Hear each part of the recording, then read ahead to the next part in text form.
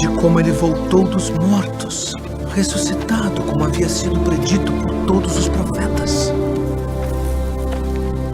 Que palavras são essas que, caminhando, trocais entre vós? E por que estáis tristes?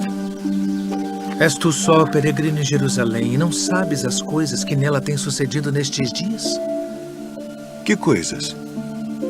As que dizem: foi homem, profeta, poderoso em obras e palavras diante de Deus e de todo o povo. E como os principais dos sacerdotes e os nossos príncipes o entregaram à condenação de morte e o crucificaram. E nós esperávamos que fosse ele o que remisse Israel. Mas agora, sobre tudo isso, e já hoje o terceiro dia desde que essas coisas aconteceram, é verdade que também algumas mulheres dentre nós nos maravilharam, as quais de madrugada foram ao sepulcro e, não achando o seu corpo,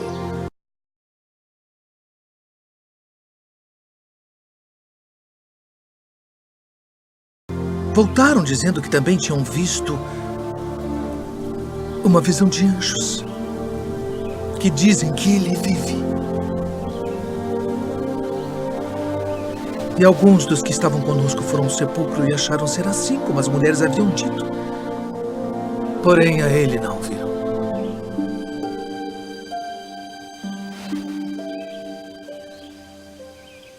Honestos e tardos de coração para crer tudo que os profetas disseram.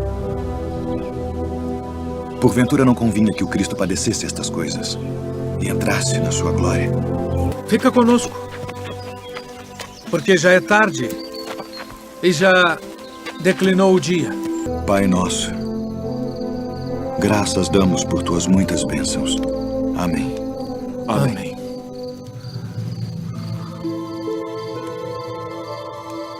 Porventura não ardia em nós nosso coração quando pelo caminho nos falava e quando nos abria as Escrituras?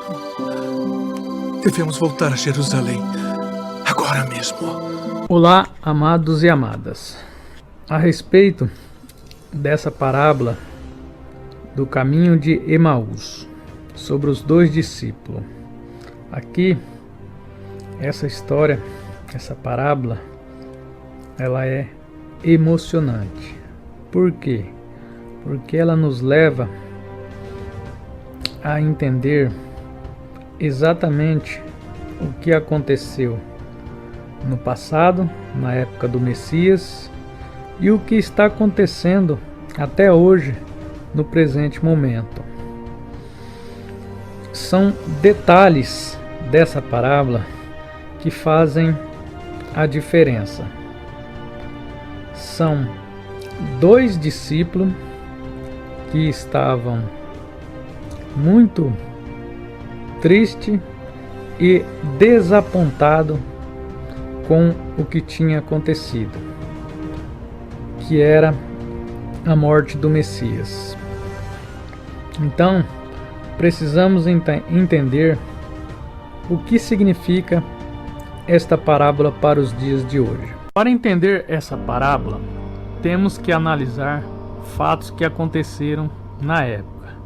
Primeiro, para conhecer o Messias, é necessário caminhar com ele, escutar longa e atentamente sua palavra, deixar cativar por ele, sentar-se à mesa com ele e deixar que ele parta e reparta o pão da vida conosco.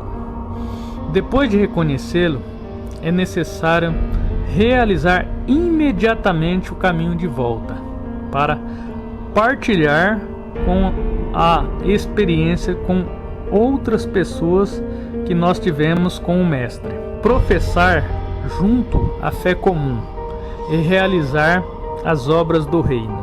O termo caminhar, caminho, aparece nessa história no início, no meio e no fim. Por isso que nós temos que prestar atenção nesses detalhes. E o caminho, nós sabemos quem é. É o Messias, o Emanuel. Ele diz na palavra: eu sou o caminho, a verdade e a vida. Na época do Messias, existiam vários caminhos, como por exemplo, o judaísmo, que estava na mão dos escribas, dos fariseus e dos saduceus. E muita gente andava por esse caminho, que era o caminho do judaísmo, a religião na época.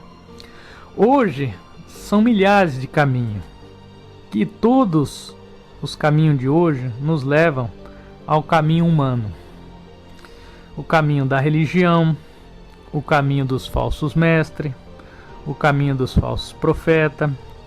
Hoje, as pessoas estão conectadas a um sistema de mídias, tanto de televisão, YouTube, Facebook e diversos caminhos que nos levam mas muito, muito longe do verdadeiro caminho, que é o Messias. No caminho de Emaús, aqueles discípulos estavam com uma tristeza muito grande, muito profunda no coração deles. Havia um grande vazio que inconscientemente queriam preencher, conversando e discutindo entre eles.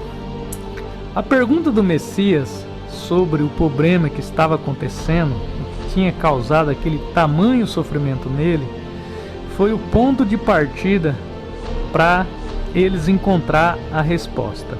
Ao perguntar o Messias para eles o que estava acontecendo, logo se percebe um coração ferido, desiludido e triste daqueles dois discípulos. Esses discípulos, na realidade, eles esperavam um Messias guerreiro que viria libertar eles da escravidão física, da escravidão material, pois Israel era escravo de Roma. Pagavam impostos pesados para Roma. E todos os israelitas esperavam um Messias guerreiro, um Messias libertador, que libertassem eles de seus problemas de escravidão física que Roma colocava sobre eles. Essa era a esperança de todos eles, porque havia uma profecia que viria um Messias que iria libertar eles. Como eles estavam na carne e não no espírito, eles imaginavam um Messias que libertassem eles de seus problemas pessoais, como dívida, Roma, problemas de imposto que eles tinham. Então, eles achavam que esse libertador seria uma libertação de seus problemas que eles tinham na época. E hoje não é diferente. Todos nós também somos escravizados. Não por Roma, mas sim pelo sistema. São dois sistemas que escravizam nós hoje, que é o sistema político, através de seus pesados tributos, e o sistema religioso, que também escraviza muitas e muitas pessoas. E hoje, também não diferente do passado, as pessoas esperam uma libertação também física de seus problemas, como enfermidades, doenças, que muitos vão aos templos para serem curados, sarados, muitos com problemas de dívidas. Por isso, hoje há uma grande frustração nas pessoas que esperam um Messias físico, não tão diferente como Israel esperava na época. Depois de um diálogo com o Messias, eles querem que o Messias permaneça com eles. Emaús, na realidade, seria uma fuga depois que eles esperavam um Messias libertador da matéria. Com o convite que eles fizeram para o Messias e o Messias aceitou ficar com eles, houve a partilha do pão. Um outro grande detalhe: quem é esse pão? Eu sou o pão da vida. Quem vem a mim nunca terá fome, e o que crer em mim nunca mais terá sede, como está relatado em João 6. Aí caíram as fichas. Eles começaram a perceber. Por quê? Porque estavam de olhos vendados.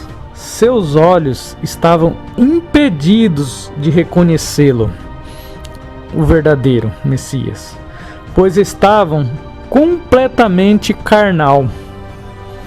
E hoje não é diferente, pois passamos por vários e vários problemas em não buscar o verdadeiro pão da vida. Muitos estão igual aqueles 2 discípulos, impedidos de comer o verdadeiro pão. Por quê? Porque buscam um pão com fermento. Hoje, esse pão, ele está em muitos e muitos lugares, todo fermentado. E muitas pessoas estão comendo pão com fermento, que é as doutrinas dos fariseus de hoje. Uma vez à mesa, sentado com o Messias tomou o pão, abençoou, depois partiu e deu a eles.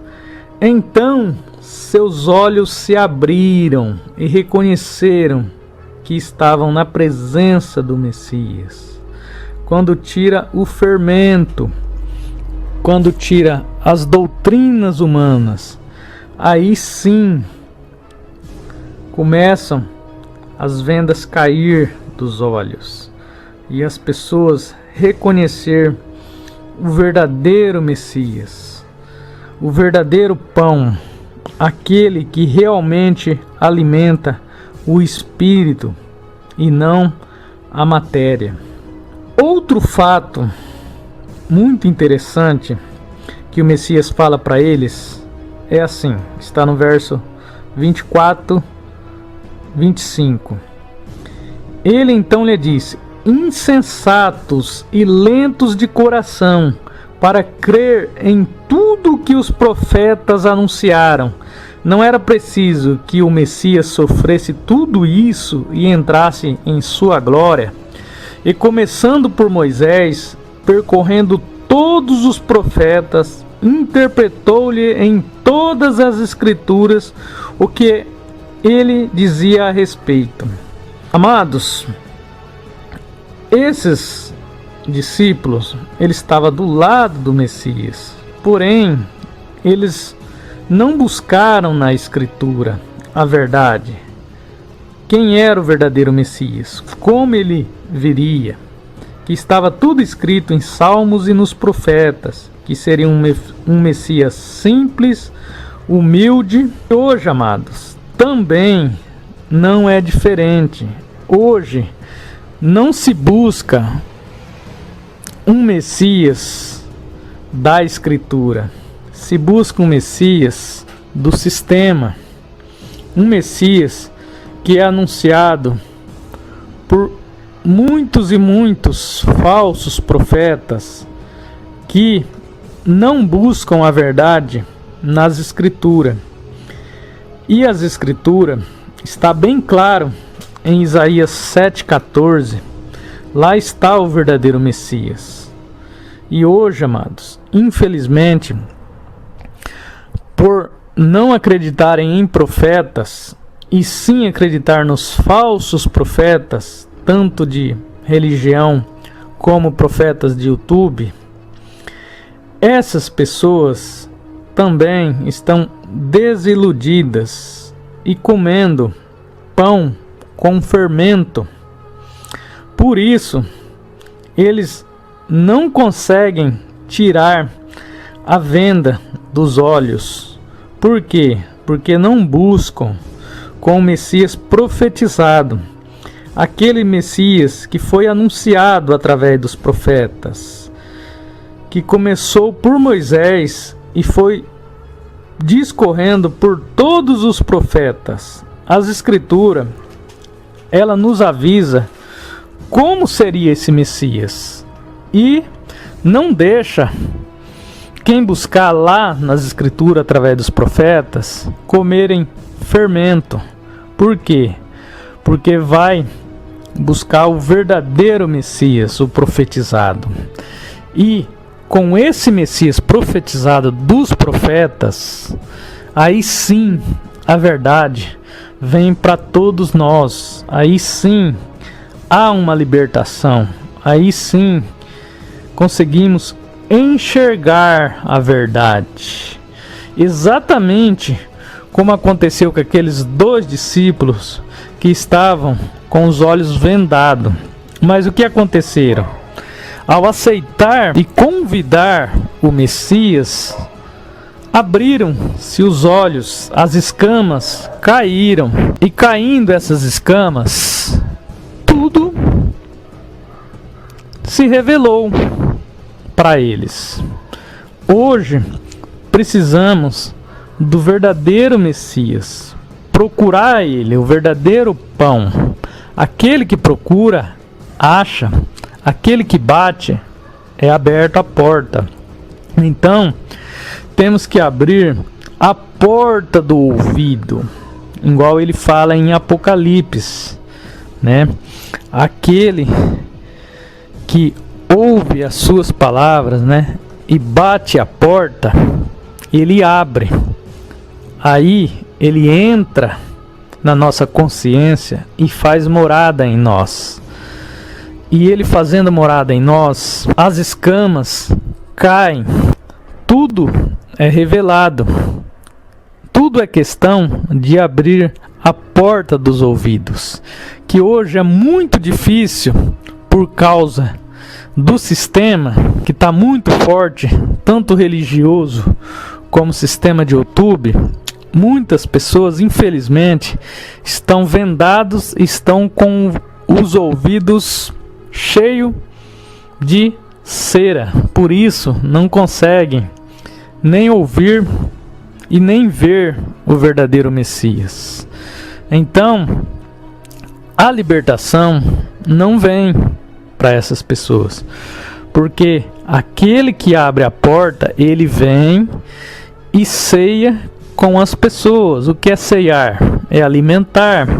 E nada melhor do que ser alimentado pelas palavras do verdadeiro Messias. Que isso é o que liberta. A nossa libertação vem direto do Messias e não nenhum sistema humano. Por isso, hoje é difícil das pessoas se libertar. Igual ele fala: se eu vos libertar, verdadeiramente sereis livres.